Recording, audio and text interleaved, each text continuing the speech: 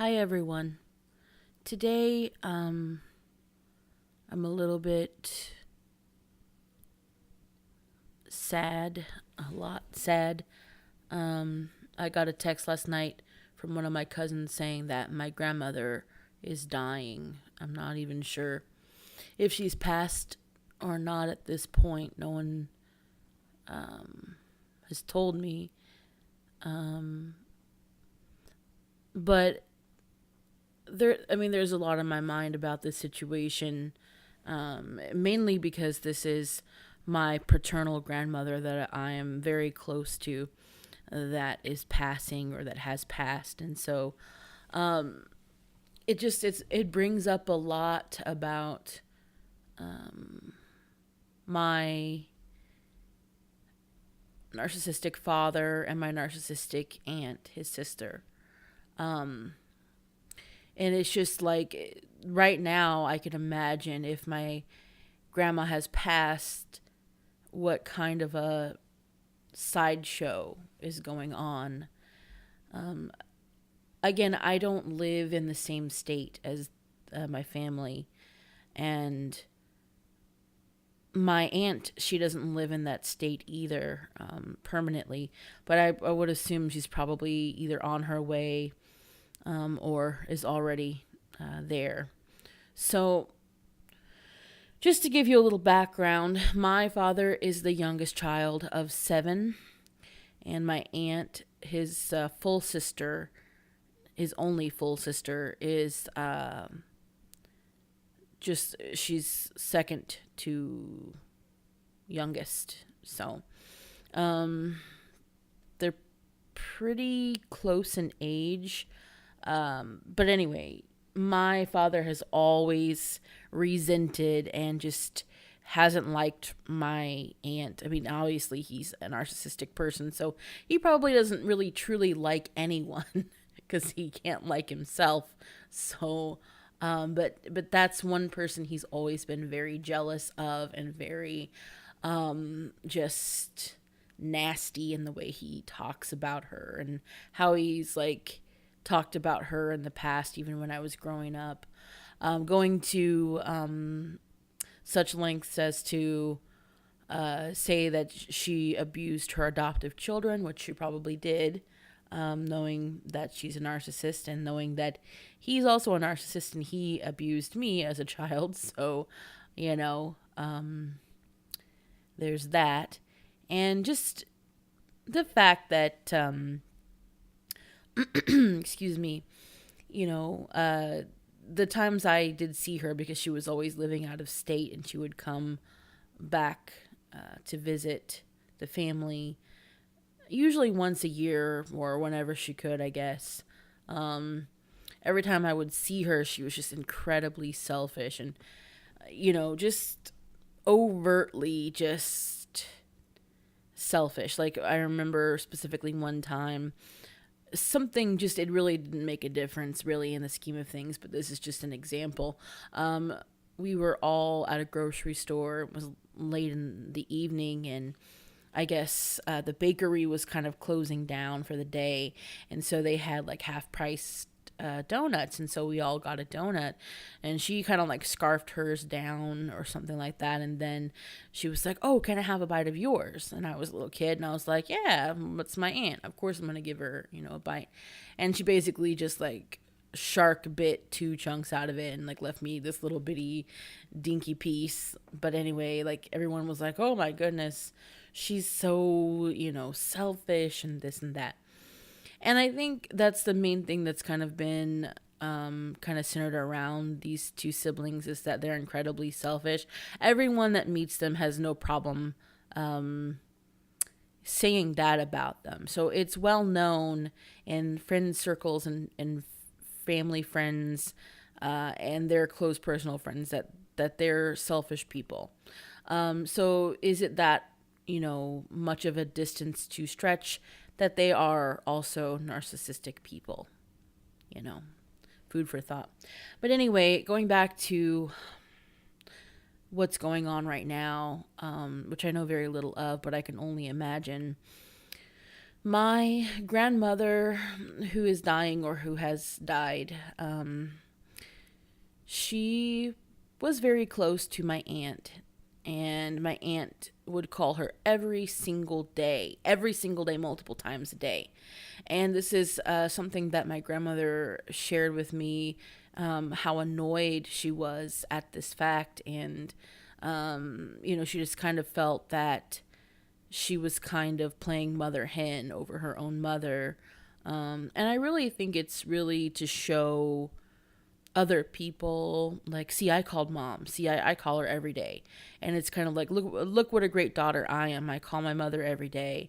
I check up on her, I do this and that. But really and truly, it just really annoyed my grandma, I think, more than anything. That's kind of the way that she would tell me, like, oh yeah, I'm not going to say my aunt's name, but, I'll just say, make up a name. Oh, yeah, Darla, she called again, and Darla's got this going on. Darla's got that going on. And my aunt is incredibly, well, she's a hypochondriac. So she would call my grandmother with like all these symptoms, and I'm going to go to the doctor, and I'm going to have this test done, that test done, and then she would tell my grandma, like, hey mom, you need to do this and that for your health, because my grandmother was a type 2 diabetic, but she was keeping it under wraps pretty well. But it's just all kinds of different things that just would kind of go between the two of them during their calls. My grandma would tell me about them. Anyway, but the truth really was that my aunt does not care about my grandmother, and that became evident in the last time that we had a holiday with my grandmother and my aunt's family. We actually, my boyfriend and I, we went to my home state for Thanksgiving. We rented a Airbnb house with a full kitchen and big dining room and everything, so that we could have my grandmother over. And it so happened to be that my aunt was visiting that Thanksgiving as well to see my grandmother. That was the year that my grandmother's last husband passed away, and she was very depressed. So we wanted to, not have her be alone for Thanksgiving. So we rented that house, and we told my aunt and everyone, hey, come on over and we'll cook everything, because I like to cook. And so we had everyone over. My grandmother, my aunt, her fiance, and one of my cousins came over, and we cooked for them and everything. And this is how I know that my aunt is full of crap and she doesn't really care about my grandma. We were all sitting around after eating a Thanksgiving meal, and my grandma, she was sitting next to me. I was at the end of the table, and she was also sitting next to my aunt. And my aunt is just sitting there just talking and talking as loudly as she can. All these stories and different things about herself and whatever, how narcissists love to talk about themselves.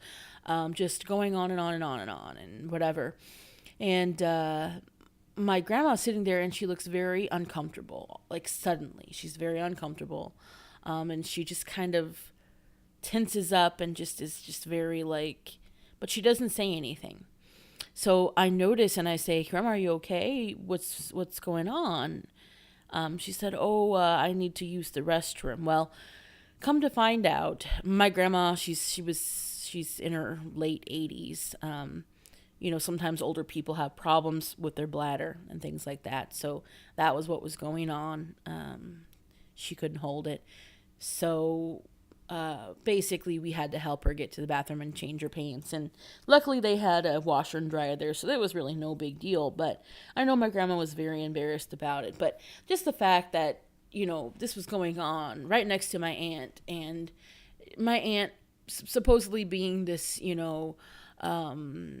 effervescent light of purity and caring from my grandmother, and just on everything, just didn't even notice. And it's like, it's fine. You don't have to notice everything. And maybe she did not notice, or maybe whatever. But, I would think if you're that, on the same wavelength that you say you are with your parent or with whomever, you would notice, something, the change in this person.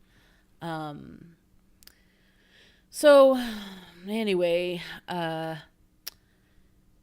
this apparently had happened before with my father, when my father was trying to take my grandmother to get some power of attorney stuff turned over to him, which all of her affairs were turned over to my father because he was the only one living in the same city. And so, shortly after, um, the turn of events was my grandmother's last husband died, um, and she couldn't stay by herself anymore. She actually got stuck in the bathroom. She was there all night. She has one of those life alert necklaces, and even though she pushed it, she was blocking the door so no one could get to her. So they had to take like the door off the wall, and it was just a big to do. But she was basically alone by herself all night in a small bathroom on the floor. And she couldn't move. And so they decided it's better to put her into an assisted living home. Now, this was an apartment for seniors. It wasn't a nursing home. So she had all of her things, that would fit. So she moved from a larger house to a senior living apartment. Well, she still couldn't do anything for herself. She was on a walker.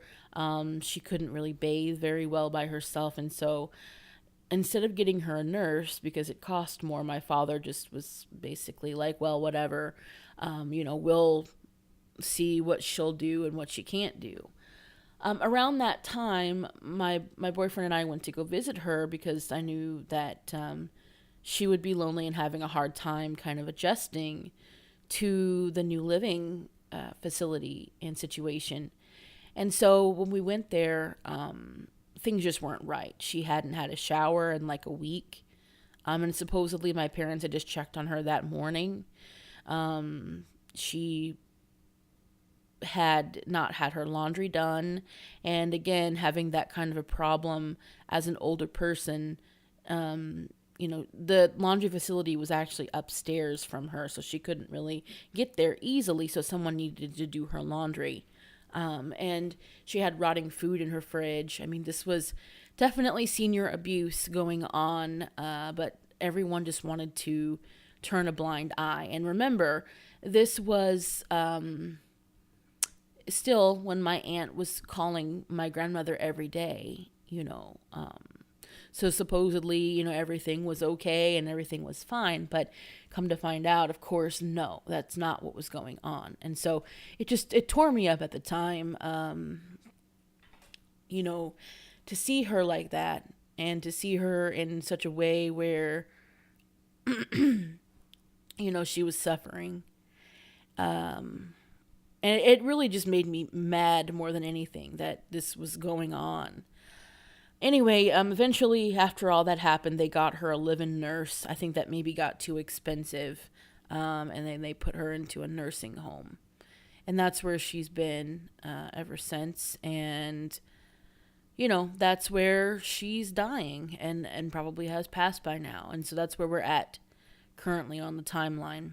And, yeah, I mean, I doubt I'm going to go to the funeral. It's not for lack of wanting. It's just that I understand now if I go, it will not be about my grandmother. It would be about me and my family, and it doesn't need to be about that.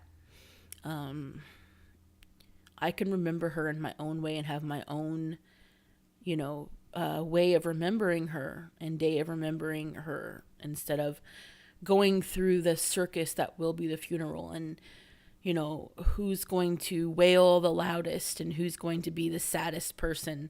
That's going to be, I'm sorry for coughing so much, guys. Sorry.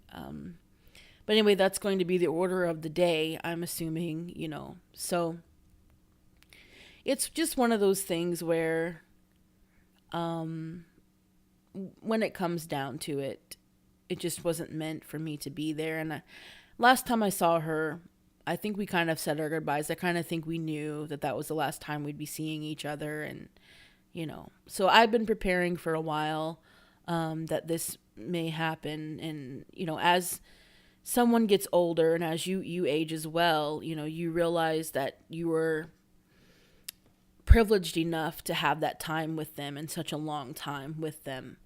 And so, you know, if it was their time to go, then it's their time to go.